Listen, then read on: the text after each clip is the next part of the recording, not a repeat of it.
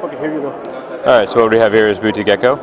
It's a very small Linux kernel with Gecko, the rendering engine from Firefox, running the whole shell for the OS.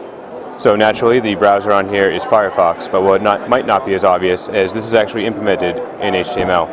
All of the controls for the browser are in HTML. So basically, as we've been engineering this, we've been asking what can native apps do that web apps can't or haven't been able to in the past. The most obvious one as you start to implement a phone is making and receiving calls. So here we have our phone dialer. Do you have a number I can dial? 3248 993. All right, place call.